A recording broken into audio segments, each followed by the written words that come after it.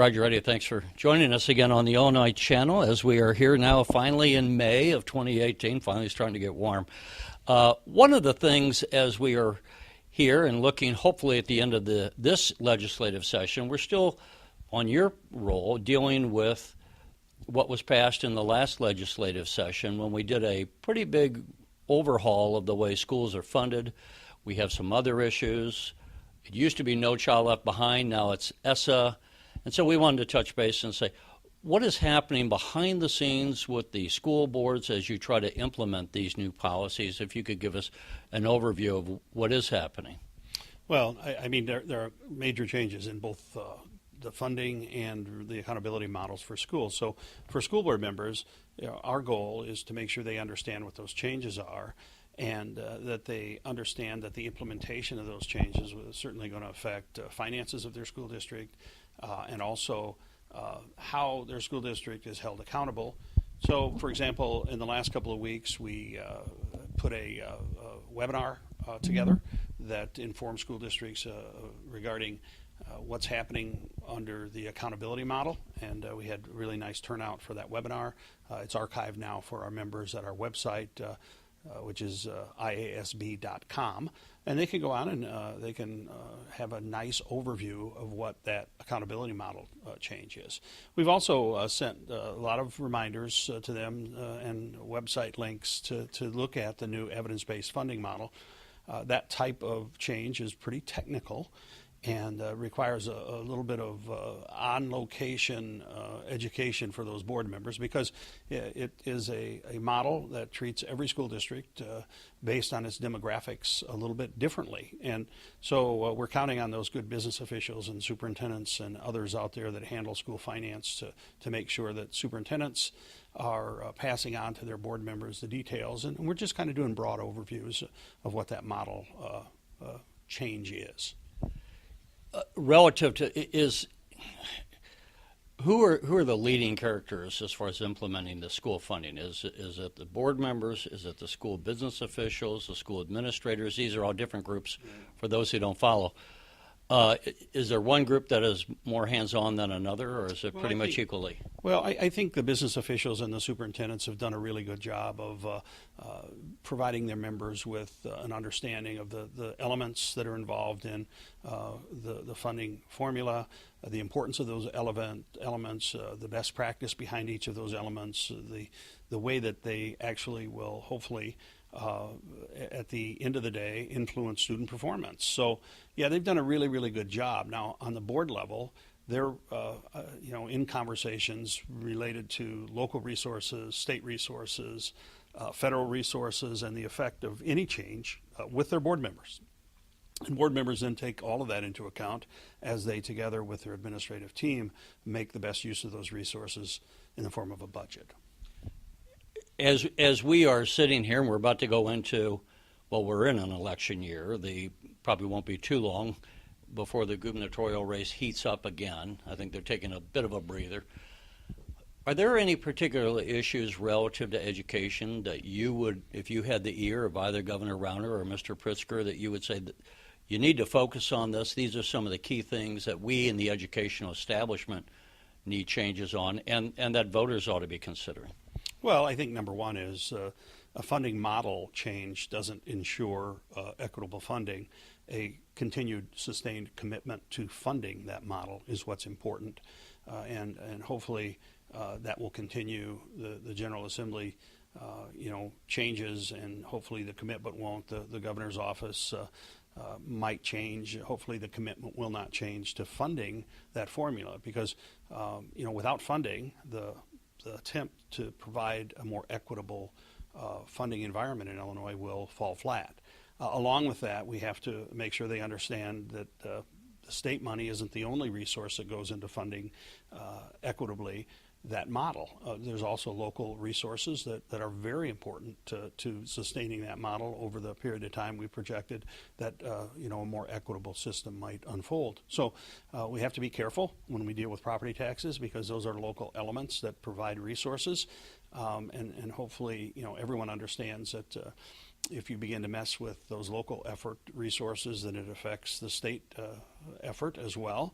So those are some things that we hope there is a commitment to by whomever, whether they're legislators or they're in the executive mansion. And the other thing is to really keep an eye on what we foist upon schools as far as mandates.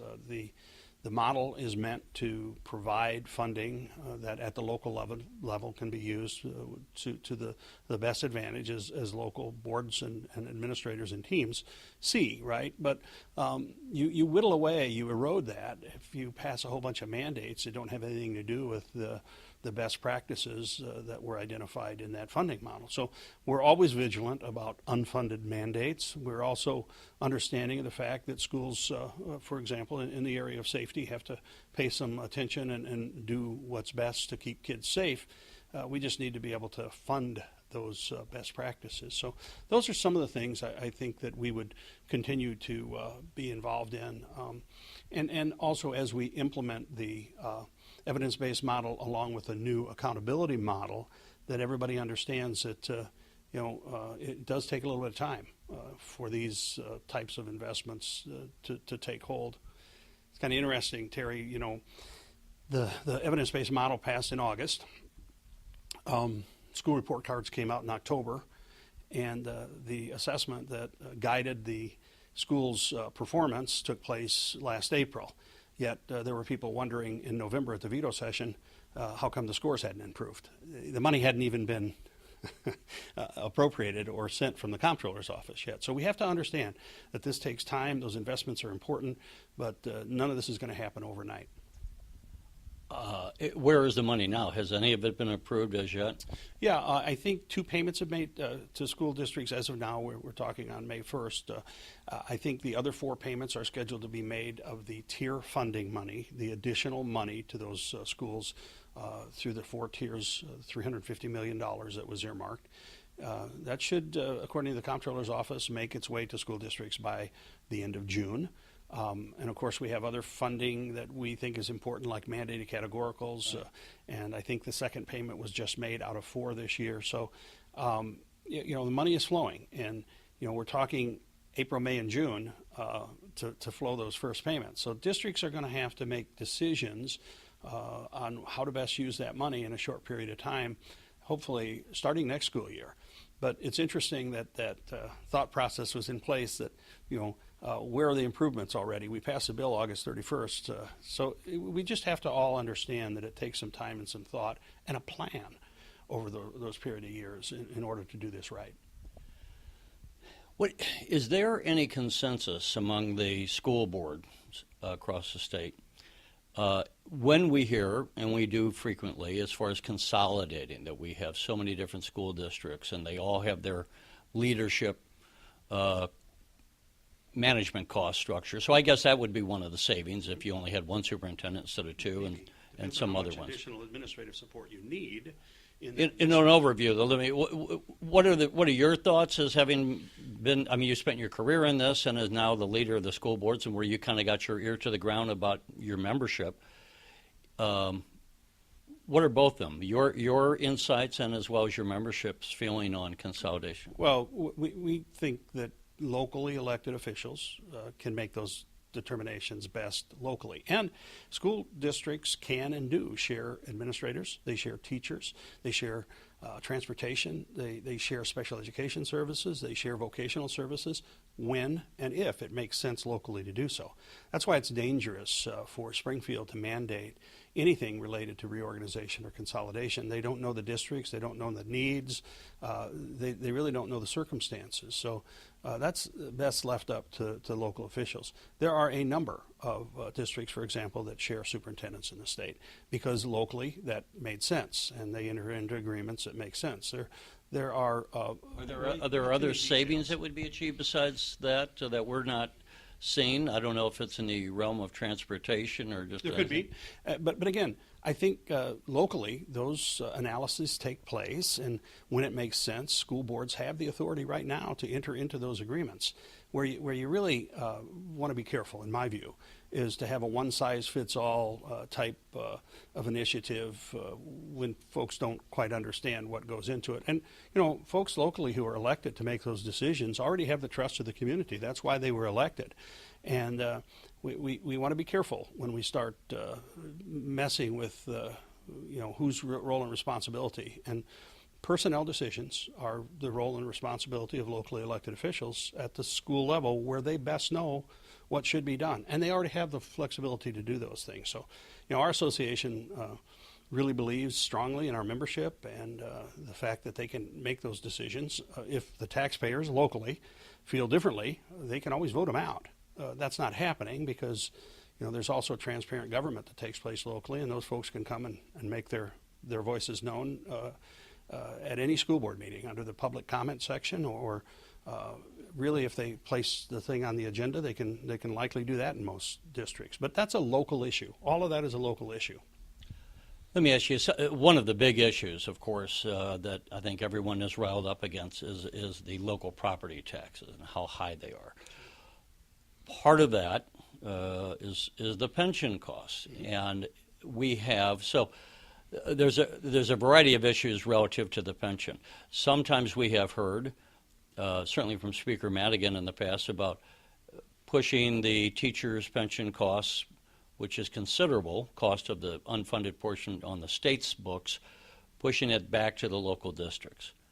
So that's one aspect. The other issue that's tangential to this, different teachers, I guess based upon their contracts at the local school district level, the teachers are not making their contribution to their own pensions. The school district is making not only the school district's pension, but the contribution of the teachers. And some taxpayers would say, well, if our district wasn't paying for the teachers' portion of it, we could maybe get our property taxes down. Can you just give us an overview as far as, again, which not just I want to phrase it, it's not just coming out of Roger Eddy's view. I think you have your own personal views, but also you're constantly in contact with with all the different players, both in the legislature as well as your membership across the state. Yeah, that's a lot there. There's a lot to unpack there.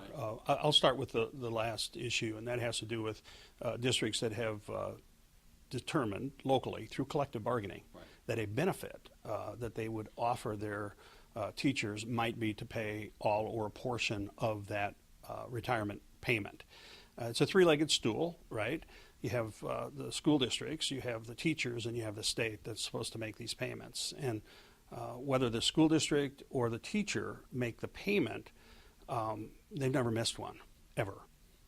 So if locally a school district bargained, and during that bargaining process, one of the results was they pay half of the amount. That was probably in lieu of a different benefit. Maybe it was a health insurance benefit that didn't meet what the teachers wanted, but they bargained for that fixed cost because health insurance costs are really, really high. So who knows? Maybe at the end of the day, depending on what the health insurance percentage cost increase would have been, paying a portion of the teacher's retirement was really more efficient and less costly than covering health insurance. So that's a locally, collectively bargained issue. But again, teachers, either through that bargained concept or the school district, have always made their payments. The problem is the state really hasn't made its payment on several occasions. So the unfunded liability is really large, and any actuarial table will show you that comes from the payments, that the large part of that comes from the fact the state did not make the proper payment or just in some cases skipped the payment. The other issue is whether or not local school districts should become responsible for that. And there are a lot of arguments both ways around that. The legacy cost certainly isn't something the school districts created in this bargain. So that part of it, I think under anyone's real recognition of this issue, belongs to the state. Now going forward, whether or not school districts should pick up a portion over a period of time, I think would also depend on how much control you're going to give the school districts over the benefits. Those benefits don't come from school districts. Every benefit in that system was passed in the General Assembly. So I think a lot of folks believe that if you're going to move the benefit responsibility over to school districts, then they should control the benefit. It'd probably be a difficult dynamic if school districts became responsible for the benefits that Springfield decided they should have locally. Because then your members would have to be negotiating and often trying to get those benefits down, which would be a tough Well, negotiation. they wouldn't have a say. That would be still decided in the General Assembly, but school districts would have whatever the benefit cost foist upon them. Now, Which would I imagine then drive property taxes up even higher, would they not? very well could. Depending on the situation. The point is, look, there's shared responsibility in this. There's no question about it. But of the shared responsibility that was required to this date, and if you look at the history, the folks that have stepped up are the employees in the school districts, whether it be as a bargained payment by the district on behalf of the employee or the school district. They've always paid 100% of their costs. So, people don't like where we're at, and I understand that, but there's very little that school districts have done that have created this. They played by the rules. There were some, end of career raises that were approved by the General Assembly that have played into this, but every single one of the benefits and the rules related to this were passed in the General Assembly, not by local school districts. I know as a group you're nonpartisan, so I'm not asking you to take a partisan stand, but one of the key issues apparently is going to be in the governor's races, should we change the Constitution of Illinois to have a progressive income tax? I don't know if your thoughts on that, again, given your background also serving in the legislature, or relative to what we were just talking about, how that could drive up the local property taxes if they put those costs on local districts. Has anyone ever thought of, is there a better tax system out there we could be considering, if not the progressive income tax? Should we bring property taxes down but replace that with maybe a higher sales tax across the state so it's a more generalized tax? I think we, the average person, living in our district and going to our jobs, don't think about these issues, but for those who have, is there any consensus behind the scenes of, here's what the direction we ought to be going, or ideas that you've heard that make sense to you over the years? Well, the best way to answer this is that old saying, don't tax me, tax the guy behind the tree. Everybody's in favor of the tax that doesn't affect them. There's been service tax proposals brought forward over the years that would shift some of the responsibility for the resources necessary to provide all government services, from the local taxpayer, property taxpayer, to services that aren't currently taxed. And of course, at that point, all the folks that have those services, including law firms and others, don't want that tax, so they lobby against it, right? When I was in the General Assembly, Pat Vashur, Representative Vashur, and I co-authored and sponsored a bill from both sides of the aisle that created the 1 cent sales tax option for school districts to pass locally at the county level to help pay for capital projects. I think over 50 of the counties now in the state have passed it. And in those counties, the revenue that comes in is being used to provide support for capital projects. So that's one. Buildings, air conditioning, those kind of things. Right, brick and mortar type projects, capital projects related to maybe fields or tracks, those types of things that otherwise would have likely been property tax. So there is that option out there. We would obviously like to see the use of that expanded to some operational aspects. Certainly, maybe school safety would be one place that could be expanded, so that as additional costs related to school safety, keeping our kids safe, are hit in school districts, they aren't passed down to local property owners. So we're in favor of sustainable, reliable revenue for schools. Whether you get that from income tax, and look. If you look at the tax credit structure in Illinois now, because of certain income levels, the effective tax rate is different by income level now. Some folks don't pay 4.95% because they are eligible for tax credits. That's an approach that's been taken in this state for quite a long time. If you increase that tax credit, you lower the effective rate for certain incomes below where that tax credit applies. So, having a real progressive tax that's constitutionally allowed, it really kind of already happens through this tax credit system, through a back door. So there's lots of ways to affect that. Obviously, over the years, public policy has been to consider ways to allow folks who don't make as much on the front end not have to pay as much as an effective rate of their income, right? That's already happening. Should it be the policy of the state to approach that in a more constitutionally approved way? I guess we're going to find out if that takes place. There are pros and cons in that argument as well. And as we got 6,000 school board members in the state, we probably got thousands on each side of that issue. So that's not our place to make that kind of sustainable, reliable revenue is what we're after. And before we close out, if it's not our last time to visit with you, it might be among the very last. You're going to be retiring after many years, both in the legislature and now working with the Illinois school boards. What's the future hold for Roger Eddy?